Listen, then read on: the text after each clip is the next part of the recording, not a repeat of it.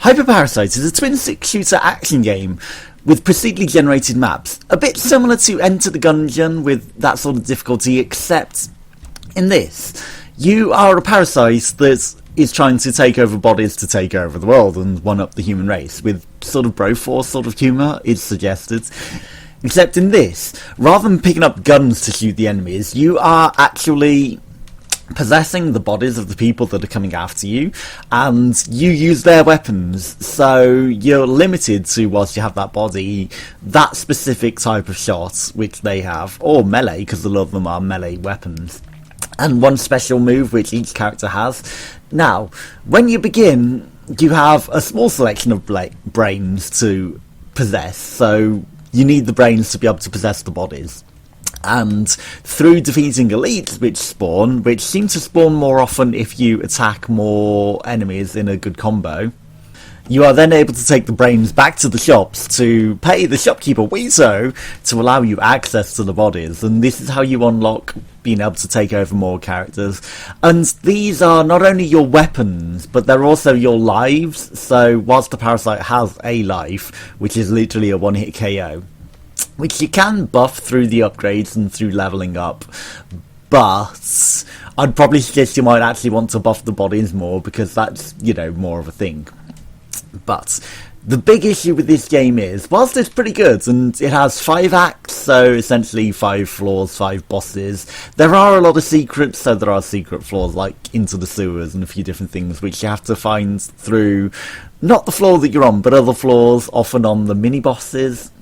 And there are other secrets as well, like tinted bin bags, which definitely aren't tinted rocks from Binding of Isaac. And more that I haven't discovered, but there's a lot of gameplay to it. So, you know, you can choose to go straight through the 5 floors to get to the final boss, or you can go through the additional floors, which literally will add extra floors to your gameplay. So you will probably go through 10 floors if you want, or, you know, more. But there are only 5 acts worth of characters, and it says there are 60 different characters, and they're all based on, like, 80s memes, so, like, Hulk Hogan's in there, there's a Ghostbuster, there's Rocky, except he's not Rocky Balboa, he's Rocco Marcello, or something like that, which apparently might be a real actual boxer, because in Jackbox that was one of the answers, and it was like, oh, okay, he is a real boxer. There's Die Hard's cop, there's lots of different memes through the different characters. These are just some of the early ones. But one of the major downfalls is that when you start a new act, you have to find brains to even be able to possess bodies on that floor. So it's an artificial difficulty gate. Because if you had all the characters unlocked, obviously you'd stand a really good chance of getting through it first go if you'd learnt the bosses, and, you know, you wouldn't be hampered by that ability. But I can see why they've done it, because if you can just take over literally anybody at any time, then the game might be a bit too easy. So every single run, your brain unlocks are permanent and persistent, so that's the only thing that's permanent and persistent between the runs, the brains and the bodies that you've unlocked the ability to take over. Everything else refreshes every single time.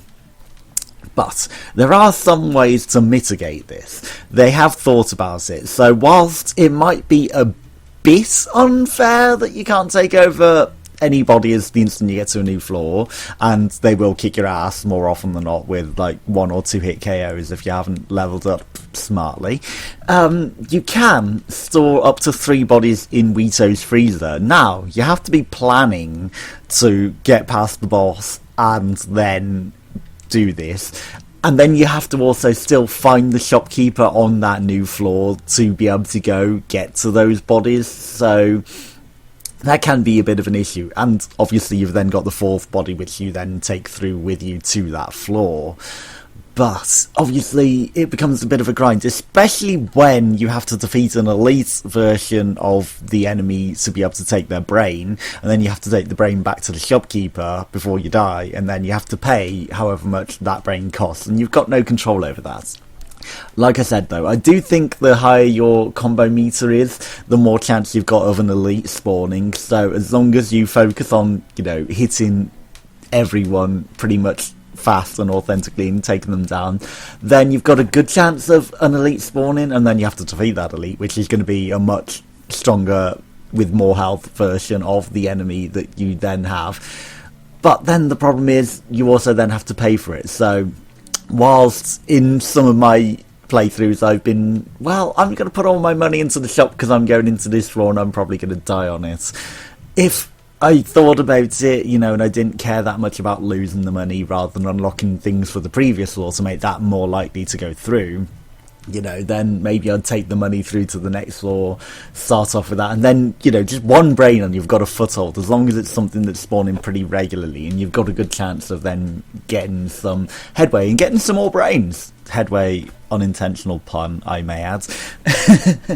But yeah, it's a procedurally generated things. There are a lot of secrets. There are special rooms where there are countdowns where events trigger in them, and there's lots of different secret areas to go and different things, so it's pretty fun. And like the 80s sort of references with the characters is pretty good. A lot of the melee characters maybe are kind of similar because, you know, they're just melee, apart from the sumo, which is like the most annoying body slam melee ever. But I do like some of the references that they've got going on in there, and it is a pretty fun game. It's just the grind to get that first brain on any floor is always a bit of an issue and a bit of a hamperment. And then you've got to learn the boss, and in the boss, more often than not, it will spawn enemies that aren't necessarily coming out in the regular floors, so that's another thing that makes the boss maybe a bit harder.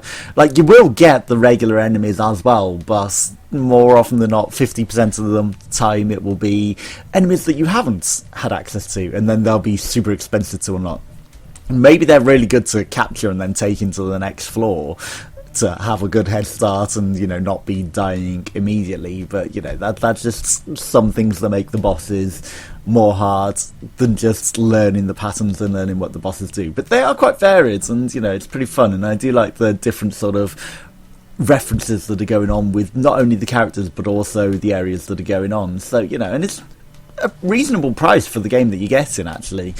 It's just a lot of people are going to have an issue with the fact that if you go into Act 2, you have no brains. If you go into Act 3, you have no brains. Act 4, you have no brains. Act 5, etc.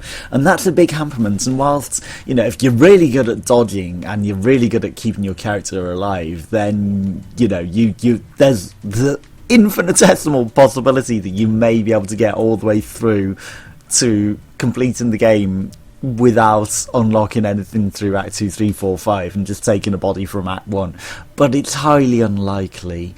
And there are a mini-boss on every single floor, and you can either choose, if you've unlocked them, to take them over or get an adaptation that gives you some sort of skill that will attach to your thing.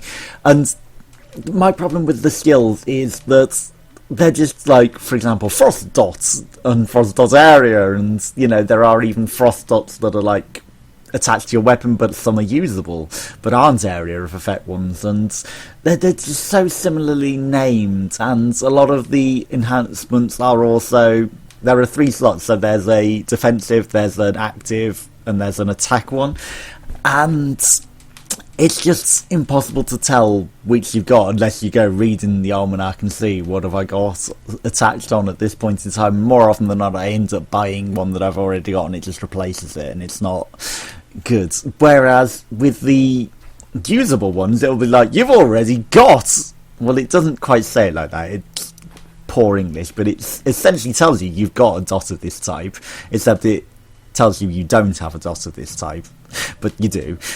And that's what it's trying to say. And it would just be nice if it would say that for the passives as well. So when you've got a passive dot, or, you know, one that isn't a usable skill dot, that it just tells you you've got something in this slot already, and, you know, you'd be wasting your money, or are you sure you want to replace this? Or even if it tells you exactly what you've already got and it would be replacing, I mean, obviously you can pick it back up, but, you know, if you're replacing something that's better, it's just a waste of money entirely.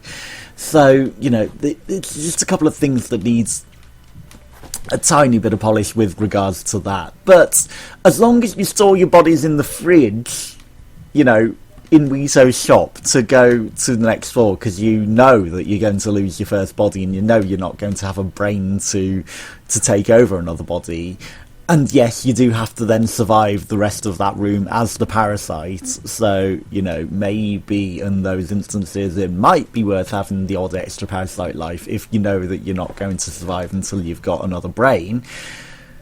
But, having more attack and having more needles to shoot from your parasite attack is also a very, very useful skill. So I just feel like the attack damage is the best one to get in most circumstances, because it's going to increase your survivability, and health on your host body again is more useful than having an extra parasite life when you're in emergency situations trying to survive. But if as long as you plan it out properly, it's not entirely unfair. It's just a big hamperment to immediately going through. So, once you have unlocked all of the brains and you've paid for all of the brains, the game is going to be a lot easier to just blast through, because you can literally take over anybody you want at that point, and then it's just a matter of defeating the bosses. It's literally no hamperment, because you're going to be a parasite less and less time. But, I can see why they've done it. It just makes it a lot more unuser friendly for a lot of people, so a lot of people will have issues with that and may put it down. But if you can put up with that and plan around it, then it's still a really good game. And for a gungeon, it's pretty fun. It's I like it. It's just that's the one thing that grinds it out. It becomes a grind to unlock everything to be able to get through. So it's less about skill, unless you're super skilled that you can keep one body alive forever. Then it's good. That's the big compliment to progress. But it's only £13, so it's definitely worth the purchase in my opinion.